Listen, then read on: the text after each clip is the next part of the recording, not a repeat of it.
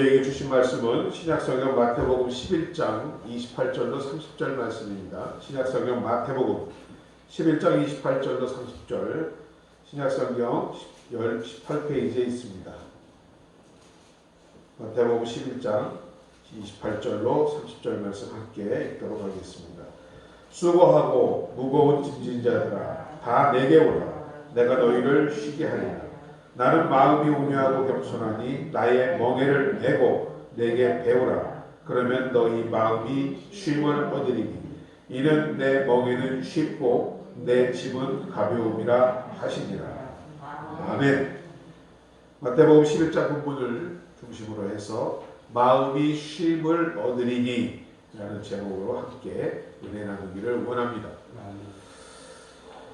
오늘을 살고 있는 현대인들 가운데 매우 보편적으로 경험하고 있는 한 질병을 소개하고자 합니다.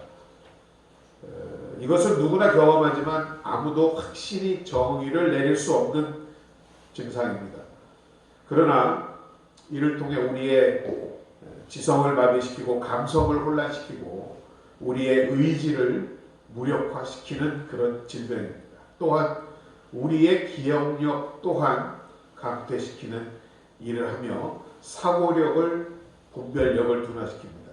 이에 따라 우리의 삶의 효율성을 무너뜨리기도 합니다. 그리고 우리의 삶 가운데 두려움을 크게 가져오고 슬픔을 더하게 하고 불안을 증대시키는 증상입니다. 우리를 둘러싸고 있는 이런 어렵고 힘든 환경에 적응하기 위해서는 일종의 신체의 메커니즘, 즉 자기 방어 현상에서부터 비롯되는 증상이라고 합니다.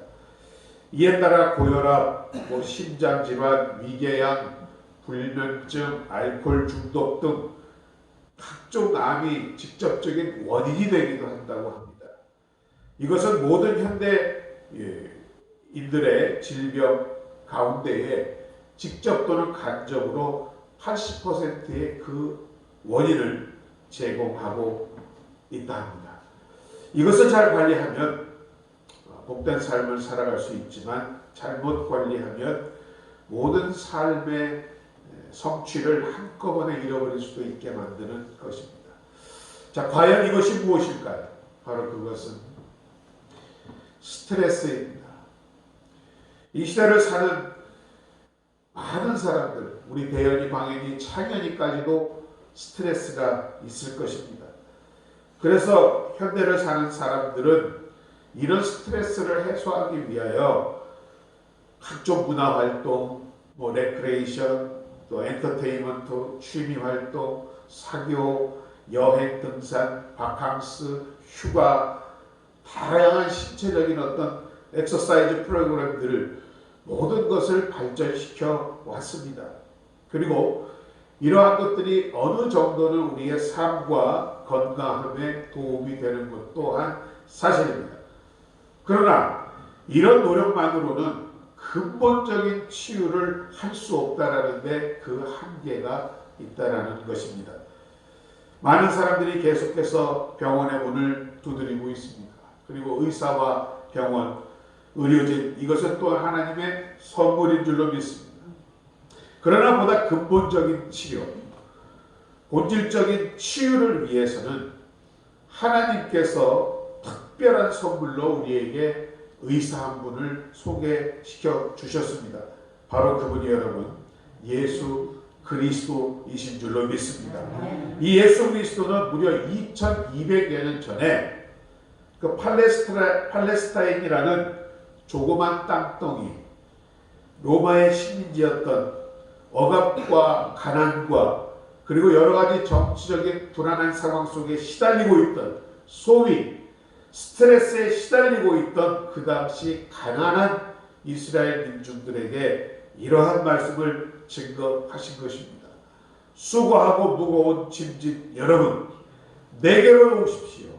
나는 여러분에게 쉼을 줄 수가 있습니다. 아멘. 여러분, 저는 이 말씀이 2000년 전 팔레스타인 이스라엘 민족에게 뿐만 아니라 오늘을 살고 있는 우리에게도 아직도 유효한 약속이라고 굳게 믿고 있습니다. 그러기에 여러분, 우리의 말씀의 메시지를 복음이라고 하지 않습니까? 기쁜 소식이라고 하지 않습니까? 굿뉴스입니다. 이것이 오늘 살고 있는 이 시대의 우리에게 유효하지 못한 약속이라면 저는 단언하건대 오늘로서 교회는 문을 닫아야 할 줄로 믿습니다. 목회를 해야 할 필요가 아무런 이유도 없습니다. 그러나 아직도 주님의 말씀은 우리에게 유효한 약속이기 때문에 이것을 복음이라 하고 이 복음을 증거하기 위해서 교회가 존재하는 줄로 믿습니다. 이런 여러 가지 스트레스로부터, 여러 가지 질병의 원인이 되는 그 스트레스로부터 해방되어 진정한 안식과 행복의 처방이 어디 있는가? 저는 오늘 여러분들을 이 예수 그리스도의 처방 앞으로 인도하고자 합니다. 그 처방은 오늘 두 가지입니다. 단순하지만 근본적인 치유의 처방임을 믿는 여러분 되시기를 주의 이름으로 축원드립니다. 첫째 처방은 예수 그리스도인 내게로 오라는 말씀입니다. 내게로 오라. 수고하고 무거운 짐을 지고 허덕이고 있는 너희들아, 내게로 오라. Come to me. 하나님의 아들 예수 그리스도께서는 우리 인생이 짊어지고 있는 수고하고 무거운 짐의 정체를 누구보다 잘 아시는 분이십니다. 우리 인생을 아시는 분이십니다. 여러분, 수고라는 단어가 성경에 처음으로 쓰인 것은 바로 창세기입니다. 처음 인간이 죄를 범하였을 때 그 수고가 찾아왔지요. 범죄한 첫 번째 사람 하와에게 하나님은 이렇게 말씀하셨습니다. 내가 이제부터는 수고하고 자식을 낳을 것이다. 자식을 낳는 것이 처벌이 아니요 수고함이 처벌이었던 것입니다. 수고하며 애쓰고 힘들게 자식을 낳을 것이다. 만약에 이 하와가 죄를 범하지 아니하였다면 우리 권사님들, 집사님들 아이 낳으실 때 아주 기분 좋게 신나게 하나 둘 셋 하면서 낳을 수도 있었을지도 모릅니다. 그러나 하와의 범죄 때문에 이러한 수고와 고통이 우리에게 다가왔던 것입니다. 그리고 처음 범죄한 첫사람 아담에게 하나님은 또한 이렇게 말씀하셨습니다. 이제부터 너는 종신토록 땀을 흘리며 수고할 것이야. 이 수고는 단순한 노동을 의미하는 말이 아니었습니다. 그야말로 고통스러운, 힘들고 어려운 노동을 말하고 있는 것입니다. 여러분, 성경은 일하는 것의 가치를 귀하게 평가합니다. 노동은 그리고 인간의 타락 전에도 있었습니다. 하나님도 이 천지를 창조하실 때에 일하셨고 에덴 동산 안에 있었던 아담과 하와도 경작하며 일하며 살 수 있도록 하셨습니다. 노동 자체가 잘못된 것이 아니라는 말씀입니다. 그러나 죄가 오고 타락이 왔을 때 달라진 것이 무엇이냐? 즐겁고 유익해야 할 노동이 고통스러운 노동이 될 것입니다. 이것은 바로 타락의 결과였음을 우리는 창세기에서 알 수 있습니다. 러시아의 유명한 문학가 도스토옙스키는 그의 작품의 주인공들의 입술을 통하여 항상 이런 말을 해왔습니다. 죄인에게는 산다는 그 자체가 힘들고 버거운 것이다. 따라서 이러한 죄의 문제를 해결받지 못한 죄인에게는 안식이라는 것은 영원히 있을 수 없다는 의미가 아니겠습니까? 이사야서를 읽어보시면 이사야 선지자는 장차 오실 메시아, 그 메시아를 예언하면서 이렇게 말을 하였습니다. 그는 실로 우리의 질고를 지고 우리의 슬픔을 당할 것이다. 질고가 무엇입니까? 인생의 가장 큰 질병과 고통을 말하고 있지 않습니까? 즉 예수 그리스도 메시아는 우리의 이러한 질병과 고통을 짊어지고 우리의 슬픔과 고통을 대신해서 우리에게 치유와 안식을 줄 것이다라고 이사야는 예언하였던 것입니다. 여러분, 저는 이 시간에 어떤 특정 다른 종교를 과소평가하거나 지적하여 폄하할 생각은 없습니다. 한 20대 청년의 이야기를 들어보십시오. 20대 초에 방황하는 한 청년이 있었습니다. 앞길이 보이지 않았습니다. 캄캄한 어둠 속에서 밤에 잠을 이루지 못하고 종종 이대로 살면 뭐하나 죽어볼까 생각도 했습니다. 그러던 중 마음의 안정을 찾는 데 도움이 된다는 말을 듣고 절을 자주 찾았고 참선을 하였답니다. 그날도 불당에 가서 시끄러운 속을 가라앉히고 참선을 하고 있었습니다. 눈을 들어 그 앞에 있는 부처의 얼굴을 본 순간 너무나 평화롭고 청정한 얼굴이었더랍니다. 그런데 갑자기 그 청년의 마음속에서는 이런 질문이 다가왔습니다. 저 평화롭고 저 고요한 저 법연의 청정한 얼굴의 부처가 과연 나라는 사람의 고통을 알까? 이해할까? 방황하며 고통스러워하며 고민하고 있는 이 나라는 젊은이의 좌절과 절망을 과연 이해하실까? 그러던 중에 갑자기 그 순간 그 청년하고는 별로 인연이 없다라고 생각했던 기독교, 사돈네 8촌까지 뒤져도 예수 믿는 사람 그림자도 없던 집안, 아주 기독교와는 상관이 없었다고 생각했던 그 예수님의 얼굴이 그의 머리 가운데 떠오르더랍니다. 십자가에 달려 죽어가고 있는 예수, 몸부림치며 이그러진 얼굴로 절규하고 있는 예수, 고통당한 그 목소리의 주인공 예수가 갑자기 마음속에 생각이 나면서 이런 생각이 스쳐 지나가더랍니다. 저 예수라면 혹시 나의 지금의 좌절과 절망, 고통을 이해할 수도 있겠구나. 내 좌절을, 내 고통을, 내 방황을 이해할 수도 있겠구나.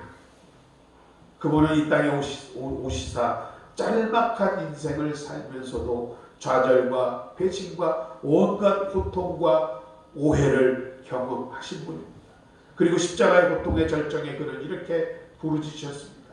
엘리 엘리 라마 사박다니, 내 하나님 아버지여 어찌하여 나를 버리셨나이까. 이렇게 죽으신 예수, 그분만큼은 나를 이해하실지도 몰라.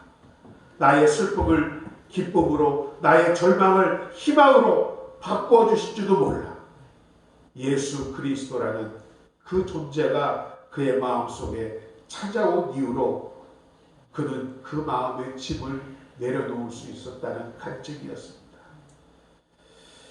이와 같은 것을 알면서도 예수님 앞에 왜 사람들은 나오려 하지 않을까요? 저는 여러 가지 이유가 있겠지만 그 중에 하나는 바로 예수 믿는 것, 교회 가는 것 또한 내 인생 가운데 짐을 하나 더하는 것이라고 생각하는 사람들이 있기 때문인 것입니다. 종교생활, 교회 다니는 것을 짐으로 여기는 사람들이 적지 않습니다. 그리고 저 또한 그러한 종교라면 짐이 될 수 있다라고 생각합니다. 성경을 공부하면 공부할수록, 말씀을 연구하면 연구할수록 여러분, 성경은 우리가 믿는 기독교 신앙을 종교라 말하지 않습니다. 종교라는 대신에 생명이라고 말하고 있습니다. 우리가 마태복음 23장을 보면 예수님은 당시의 대표적인 종교인들, 제사장들과 바리새인들을 향하여 이런 말씀을 하셨습니다. 저들은 무거운 짐을 묶고 사람의 어깨 위에 지워주고 있다. 지금도 유대의 랍비들의 전승에 따르면 얼마나 많은 규율이 있습니다. 수고하고 무거운 짐진 자들이여 내게로 오라. 나의 복음 가운데는 이러한 짐이 없다라고 주님은 말씀하셨던 것입니다. 한 인격이신 예수 그리스도를 오늘 그래서 여러분에게 소개하고자 합니다. 제가 목회 생활을 하면서도 정말 어떤 상황 가운데서도 이 신앙생활에 부담을 갖지 않는 분들은 정말 예수님을 만난 분들이라고 저는 확신합니다. 정말 예수님을 만나고 예수님을 인격적으로 체험하고 삶 가운데 그분을 영접하신 분들은 이 신앙생활이 힘들지가 않습니다. 기쁩니다. 종교를 집으로 생각해 자기 가정의 종교를 버리고 어느 날 떠나갔던, 그리고 긴 인생의 방황 끝에 돌아와 다시 예수 그리스도 앞에 눈물겹도록 무릎 꿇은 사람이 있습니다. 바로 러시아 작가 톨스토이입니다. 그는 어렸을 때 신앙생활을 했습니다. 그러나 10대 때에 그 신앙을, 교회를 떠났던 것입니다. 그의 나이가 55이 되었을 때에 신앙론이라는 글을 쓰면서 이런 말을 남깁니다. 나는 지나간 55년간 살아오는 동안 내 인생 최초의 15년간의 소년기를 제외하고는 나는 안식을 경험하지 못했다. 하루도 나는 평안하지 못했다. 내가 18살이 되던 해 내 친구는 나에게 찾아와 신이 인간을 만든 것이 아니라 인간이 신을 만들었다고 나를 설득하였습니다. 나는 그 말이 맞다고 생각하였습니다. 그래서 나는 어렸을 때 종교의 가족인 기독교를 떠나기로, 가족의 종교인 기독교를 떠나기로 결심하였습니다. 그것만이 나에게 자유를 줄 수 있다라고 나는 생각하였습니다. 심지어 나는 종교가 나를 구속하는 속박이라고까지 생각을 하였습니다. 그러나 인생을 돌고 돌아 이제 내 나이 55세, 나는 내가 버린 어머니의 품과 같은 그 신앙의 품으로 돌아왔습니다. 종교로 돌아온 것이 아닙니다. 나는 예수 그리스도에게로 돌아왔던 것입니다. 그리고 그 예수 그리스도 안에 있는 참된 생명과 안식을 발견할 수 있었던 것입니다. 수고하고 무거운 짐진 자들아 다 내게로 오라. 내가 너희를 쉬게 하리라. 그 예수 그리스도가 안식이고 바로 그 예수 그리스도가 자유였다면, 사랑하는 여러분, 오늘 이 처방을 여러분에게 드립니다. 예수 그리스도 앞으로 나오시는 여러분 되시기를 주의 이름으로 축원드립니다. 두 번째로 우리 주님께서 우리에게 내린 처방은 바로 그것은 내게 배우라고 말씀하고 있는 것입니다. 내게 배우라. 나는 마음이 온유하고 겸손하니 나의 멍에를 메고 내게 배우라. 사실 어떤 사람들은 이 배우라는 말만 들어도 스트레스를 또 받는 사람들이 있습니다. 공부를 즐겨 하지도 별로 하고 싶어 하지도 않는 사람에게 배우라 배우라 하면 스트레스가 생기지요. 주님은 그러나 말씀합니다. 내게 배우라. 근데 그것도 그냥 배우라가 아니라 나의 멍에를 메고 내게 배우라고 말씀하십니다. 더 스트레스 생깁니다. 배우는 것도 스트레스인데 거기에 멍에까지 메고, 혹시 이렇게 오해할까봐 예수님께서는 30절에 설명해 주십니다. 내 멍에를 싣고 내 짐이 가벼우니라. 나의 멍에를 메고 내게 배우라. 그리하면 너희 마음이 쉼을 얻으리라. 여기서 내 멍에는 쉽다라는 말, 쉽다라는 단어 자체는 정확하게 어원을 해석하여 보면 내 멍에는 편하다, 나에게 잘 맞는다라는 뜻입니다. 제가 오늘 양복을 오랜만에 갈아입었는데 예전에 입던 옷입니다. 한 8kg가 빠지니까 커요. 팔도 길어졌어요. 헐렁헐렁합니다. 우리가 과거 양복점에 가면 이 맞춤 양복을 입기도 하죠. 그러면 며칠 지나고 나면 가공하러 오세요 합니다. 그리고 그 양복을 만들어서 입어봅니다. 참 기분 좋게 착 들어맞잖아요. 참 기분 좋습니다. 양복 잘 맞으면. 그러면 그 양복을 만든 사람들이 손님 양복 참 잘 맞으시네요. 영어로 피팅이라고 합니다. 피팅 웰. 잘 어울리십니다. 바로 내 멍에가 쉽다라는 말이 내 멍에가 잘 만든다라는, 편하다라는 얘기입니다. 아무리 옷이 좋아도 여러분 불편하면 저는 안 입습니다. 안 입고 쌓아둔 옷들도 많이 있습니다. 여러분 멍에는 본래 이 소들을 위해서 만든 것 아닙니까? 팔레스타인도 척박한 땅이지만 우리와 같이 농사를 짓습니다. 그리고 소를 통해서 논을 갑니다. 그래서 이 멍에를 만든다 합니다. 근데 이 멍에가 얼마나 소들에게 편하느냐 그러지 못하느냐에 따라서 그 소가 얼마나 일을 잘할 수 있느냐 그렇지 못하느냐라고 얘기한다라고 합니다. 두 마리의 소가 함께 일할 수 있도록 하나의 멍에의 구멍을 2개를 뚫어서 그 2 마리의 소를 함께 거기에 연결시켜서 일하고 있습니다.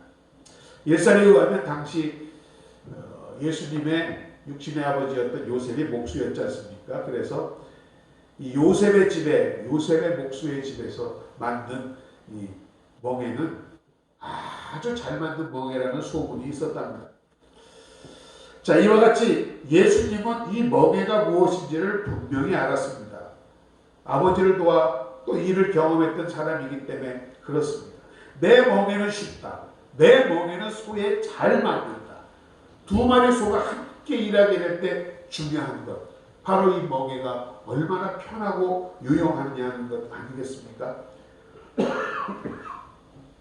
우리 집사님도 소를 키웁니다만 소가요 굉장히 영리한 동물이라 합니다. 무엇을 보아하느냐? 이 2 마리를 함께 일을 시키면 누가 리더인지를 빨리 정한답니다. 그래서 그 리더인 소를 1 마리는 그냥 따라간답니다. 내 뜻대로 하거나 정하지 않고. 그래서 소를 따라 갈 때 2 마리가 함께 일하는 모습을 연상해 보십시오. 우리가 목적지를 정하고 편안한 멍에를 지고 그 중에 리더가 있는 소를 또 하나가 따라간다고 칩시다.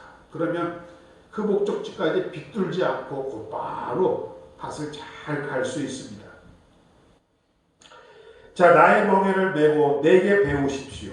바로 예수님은 이것을 말씀하시는 것입니다. 내 멍에는 쉽고 그리고 내 짐은 가벼울 것입니다. 이렇게 일하는 소들은 그 멍에를 결코 짐이라고 생각지 않을 것입니다. 옆에 있는 소 덕분에, 앞에서 나를 끄는 목자 덕분에 내가 힘든 일을 하고 있지만 그 일이 힘들지 않다라는 것입니다. 기분 좋게 일을 할 수 있습니다. 소들을 그래서 제대로 부릴 줄 아는 사람은 그런 지혜로운 소들을 일 중독 환자처럼 몰아넣지 않는다라는 것입니다. 적당할 때, 쉴 때 쉬고 힘을 줄 때 주고, 그러니까 소들이 지치지 않고 일할 수 있다라는 것 아니겠습니까? 나의 멍에를 보고 내게 배우라. 그러면 너희의 마음이 쉼을 얻을 것이야. 마음이 쉼을 얻을 것이야. 여러분, 인생을 살면 살수록 가장 중요한 것 아닙니까? 아무리 좋은 집에 좋은 옷 입고 좋은 것 먹고 예쁜 마누라를 산다 해도 내 마음이 편치 않으면 다 소용없습니다. 내 몸이 건강치 않으면 다 필요 없습니다. 내 마음이 평안해야 되는 것 아닙니까? 그 쉼을 말씀하고 있는 것입니다. 근데 이것은 그저 무의도식하고 아무것도 안 하는 휴식을 말하는 것이 아닙니다. 동양 종교, 특히 명상이 강조하는 그러한 쉼을 얘기하는 것이 아니라는 것입니다. 이것은 새로운 희망과 도약을 위해, 앞으로 내가 또 성취해야 할 과제를 위해 적당한 여유를 갖고 쉬게 하는 것, 바로 안식을 우리에게 말하고 있는 것입니다. 이런 안식을 우리에게 제공하며 우리 인생의 목표를 향해 인도하여 주시는 분, 바로 그분이 예수 그리스도라고 오늘 말씀하고 있는 줄로 믿습니다.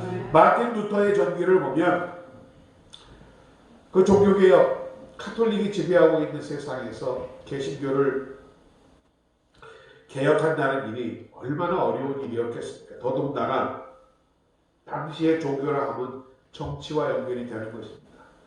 생사가 걸려있는 분 아니었겠습니까? 얼마나 스트레스를 많이 받았었겠습니까? 마틴 루터도 죽고 싶을 정도였을 것입니다. 이런 그에게 같이 종교개혁을 하던 필립 멜랑크톤이라는 사람이 찾아와서 이번 주말에 우리가 함께 모여 하나님의 섭리 가운데 있어서 그리스도의 역할이 무엇인지에 대해서 한번 논쟁을 벌여봅시다라는 편지를 보냈더랍니다. 이럴 때 루터가 그 멜랑크톤에게 이런 답장을 보냈다 합니다. 친구여, 섭리의 역할은 섭리자에게 맡기고 이번 주말 나와 함께 낚시나 갑시다. 얼마나 놀라운 여유입니까? 그러자 그 멜랑크톤이 깜짝 놀라서 아니 지금 죽고 사는 이 마당에 어떻게 그런 여유를 가질 수 있습니까? 그랬더니 마틴 루터가 히브리서 12장 2절과 3절의 메모를 남겼더랍니다. 믿음의 주에 온전케 하신 이 예수 그리스도를 바라보자. 저는 저 앞에 있는 즐거움을 위하여 십자가를 견디시고 부끄러움을 참으셨다. 여러분, 십자가가 무엇을 상징합니까? 죽음. 그것도 인간으로서 가장 고통스러운 죽음을 의미하지 않습니까? 그것을 앞에 두고 있습니다. 그 스트레스는 이루 말할 수 없을 것입니다. 예수님의 그 내적인 정신의 저력, 그것은 앞에 있는 언약된 기쁨을 위하여 내가 십자가를 짐으로 사람들을 살릴 수 있다라는 십자가 건너편에 있는 영광의 그것을 미래를 바라보시면서 그 십자가를 견딜 수 있으셨던 것입니다.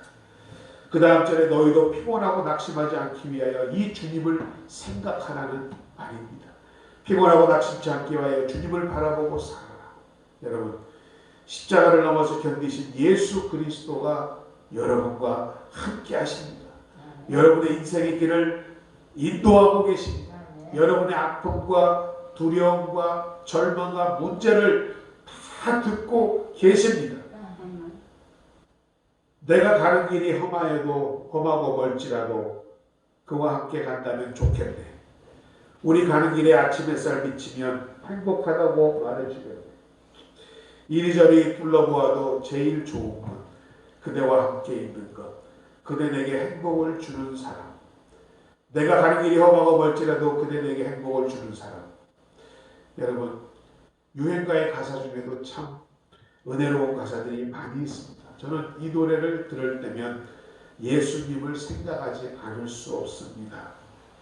여러분이 가는 길이 험하고 멀지라도 여러분과 함께 하시는 분, 우리의 가는 길이 아무리 어두울지라도 아침 햇살과 같이 빛을 내려주시는 분, 이리저리 보아도 그분과 함께 있는 것, 그분만이 나에게 행복을 주는 사람이라는 것. 나의 멍에를 메고 나에게 배우라. 너희에게 마음의 쉼을 주리라고 오늘도 주님은 말씀하시는 줄로 믿습니다.